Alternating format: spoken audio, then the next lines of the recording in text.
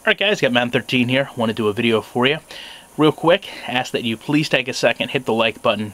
My channel basically revolves around that thing for the time being. Try to get 75, 100 plus likes every one. Helps with my related video views, helps me get back some of the popularity I had from that year hiatus. Secondly, ask that, if you're not subscribed, you please take a second to do so. If you are, I certainly appreciate it. And finally, got a channel with Big Play Killer. We call it Digital Pigskin. Recommend that you check it out if you get a free second or two. I'm going to play this for you at speed and just real quick let you know that somewhere one of the many secondary coaches I had is probably waking up in a cold sweat because I'm going to talk about zone coverages.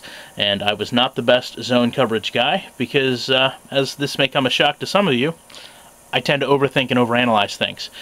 Zone coverages I always thought were kind of like an instinct.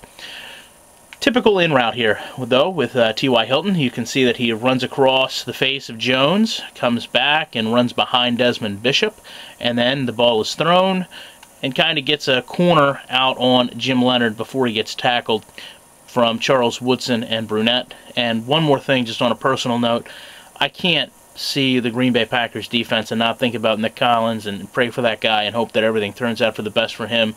He was a very good safety, and it's tragic what happened there. But that's a video for another channel, I suppose. Now, going back to reanalyze this, I want to talk about the lack of defenders acknowledging a receiver is in their zone until the ball is thrown.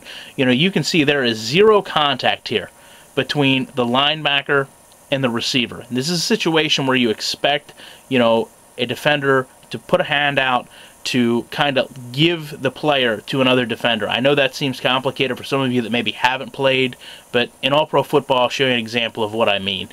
When Hilton runs across the field, again, you see that there's no real contact made, there's no real acknowledgement made that Bishop understands a receiver is running past his zone.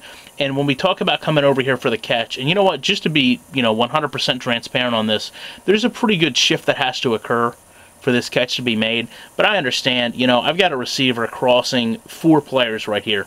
I can deal with a little bit of shifting.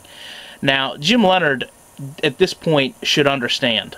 Austin Collie has left his zone. The ball is in the air. He should be able to decipher that that pass is going to Hilton and, either get ready to hit him or get ready to tackle him. At this point, it's really unacceptable to me that he has zero impact in the play, and it's actually made by a crashing down safety. So, after that, we're going to go ahead and load up All-Pro Football, take a look at the differences between the two.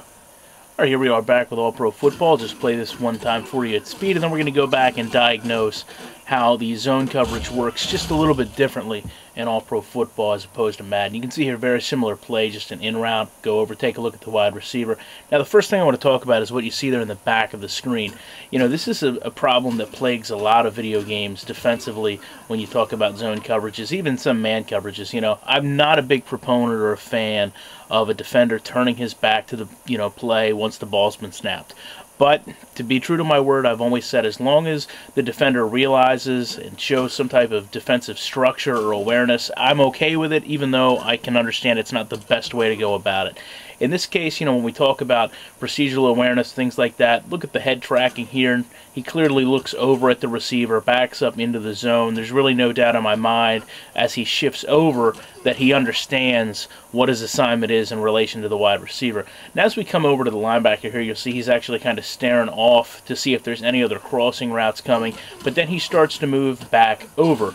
And I mention that because in Madden, a lot of times in zone coverages, I see defenders that want to move north-south, as opposed to this game where a lot of them tend to move east-west.